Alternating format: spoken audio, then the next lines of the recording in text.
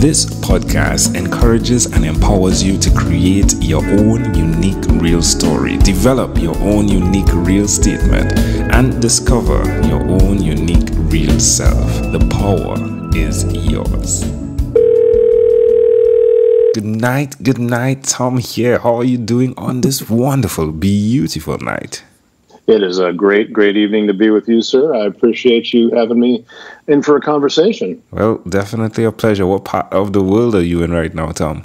I am in a little town called Newburyport, Massachusetts, about 40 minutes north of Boston, where it is pretty darn frigid, but we're doing well. All right, my friend. Well, do tell me, which of your talents is responsible for us connecting at this specific time in history? I believe we're talking about our work in creating and forming a nonprofit association for people who work in marketing called the Performance Driven Marketing Institute. We launched that last July. We're about 7 months into creating and building a business that was a long time coming for myself and then my business partner, who actually is in Laguna Beach, California, and obviously having much better weather than I am right now. So, well, I mean, give us a bit more into what this business looks like, please. Yeah, so where we came from, my partner and I, we were actually working in the same business, doing events, networking group for folks in the marketing world, as well as a publication. We had a monthly magazine at our old gig, but we were in a corporate environment and part of a larger company, and really decided it was time for us to break out and do these same things on our own and put our own money into the idea. We have 20 years of history working in this industry with people working in performance marketing and direct to consumer marketing. Globally, obviously a big part of our base is in the United States, North America, Latin America, but as well as in Europe and in Asia, we have quite a following as well. So we launched in July a new business ourselves. Started that with our first thing that we did was an event, a trade show. We called it the PDMI Summit in Las Vegas in September, and we more than doubled our projected attendance. We were hoping to get about 500 people. We ended up with over 1,100 people attending the event, and it just went extremely well. And from there, we're now back into build-out mode, where we recently launched a nonprofit trade association. And what that does is we bring in companies as members of that association. They support us by becoming members financially, and then we go out and support them by lobbying for things that they would like to see from regulators in Congress and their Congress people in the United States. We also continue to create and handle events for the industry. We have an upcoming event in Miami Beach, March 31st through April 2nd in South Beach for our group. We're hoping to top our attendance for that Vegas event we had in September. And we're also planning another event for this fall on the West Coast, as well as launching a magazine, which is something that we did again at our last place, a quarterly magazine for people who work in marketing across the world. Where's the best place for people to follow you and what you guys are doing? Yeah, so our website is thepdmi.com, thepdmi.com. And we are also on Twitter, myself, at THRANTS, THRANTS, and at Definitive Media Group, which is definitivemg.com, or at definitivemg. So we're throughout all of that on social. We're also on Instagram with PDMI. We're on Facebook and LinkedIn with PDMI, and that's kind of all of our social. I think half my job since we launched this has been social media, to be quite honest. So. A lot of what you do is key to being a strategist. Who did you learn that from? I think it's I started out as a very much a straight up journalist, and over time, when you are a journalist covering the marketing industry and you talk to so many people who do marketing and marketing strategy, marketing tactics, it kind of rubs off on you, and you soak a lot of that in. So folks that we worked with for 2 decades when we were at Response Magazine, which is our prior life, I think that helped. I think working with my business partner, who's just a brilliant salesperson. It really comes at it from that side of things. I think he's rubbed off on me quite a bit, and I think I've rubbed off on him as well in what my areas of expertise are with content and education and things like that. So, it's there's so many people. I truly believe that, and that's one of the reasons why I answered the call to do this. I believe you can learn something from pretty much anyone you talk to. If you're open to it, and that's been hugely important to my success as a businessman and as a person. Yeah, that's beautiful. That's gold right there, amazing audience. That statement right there. Any conversation is so powerful. Well, that is fascinating. I love that. Tell me one other thing that you've done consistently over the last 3 years, please, Tom. No, one thing we've done over the last 3 years consistently. My role in this job is about educational content, and I take that very seriously. The folks that we serve, they are looking to us to make sure that they know what's happening in their world around them. And I wish there's part of me that wishes that I had gone into a traditional journalism job, working at a outlet like the New York Times or the Washington Post, where you're educating people every day on things around the world.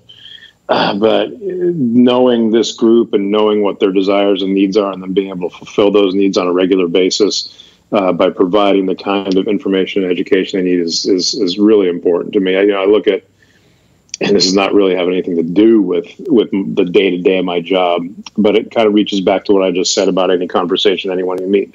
You talk about a guy like an Anthony Bourdain, who obviously sadly passed away last year. The way that he looks at the world, or looked at the world as an opportunity to learn, an opportunity to teach, an opportunity to converse and open doors instead of close them, that's one of the guiding lights for how I not only work as a person, but also live, and to bring that to work every day and be able to find ways to help educate people and get people onto the next level of their job or their life is always something that's really fulfilling to me.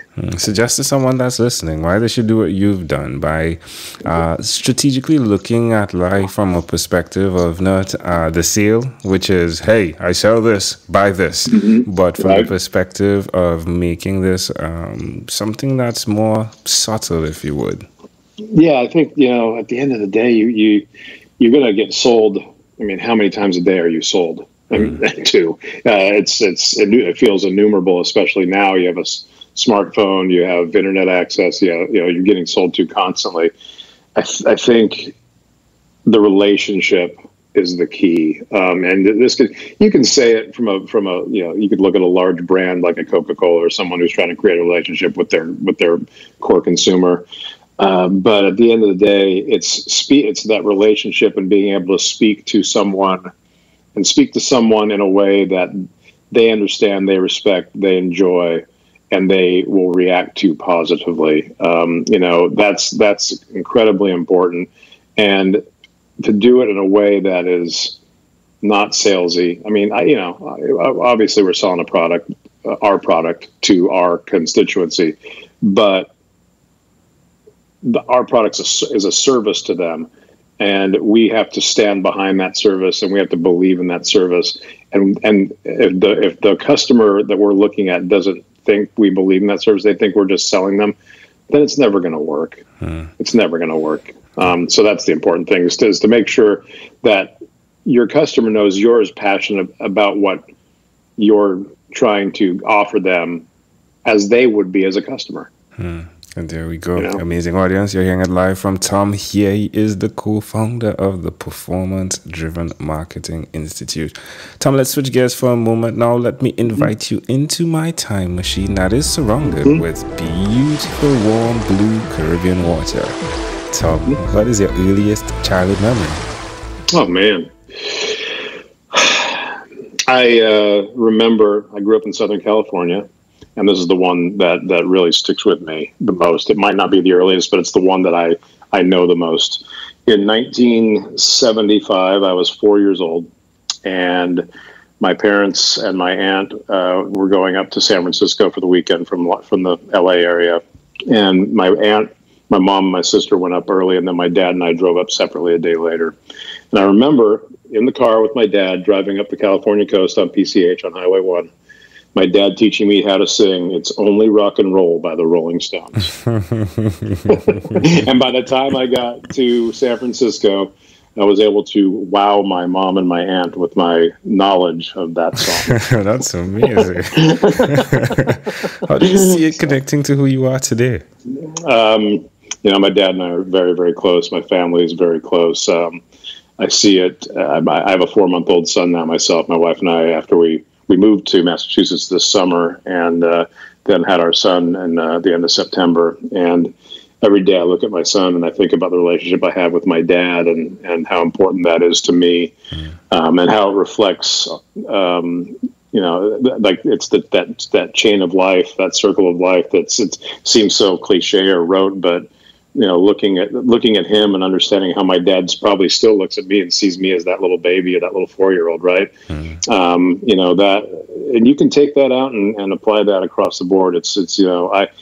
I try hard, and sometimes I struggle. Sometimes I struggle to carry it around 24/7. But I try hard to treat people with respect and kindness as much as I possibly can, and it's gotten a lot easier since my son came along. That's for sure. Can I offer an interpretation to the thought picture you created in my mind for that memory? Sure. I love the idea of your father understanding where he needed to get you and how he needed to get you there. And he created within the bubble of what could have been a terrible road trip, an opportunity to have fun. And I think that's what sales is on a very end marketing. It's getting the client or the customer to the place, not from a manipulation standpoint, because it's beneficial. Like getting to San Francisco is beneficial for you as a child, but having that parallel experience where you're singing, right? All the way along, but seeing that you got there and you were excited as well to share the thing that was given to you, right? Absolutely. I love those small things that occurred in that picture, if you would. So hats off to your father, man. I appreciate that. It's what you're saying is making a lot of sense, and it's very true. It's a special memory, and not just for the memory itself, obviously. Exactly. If we fast forward to when you were 12, what was your favorite song?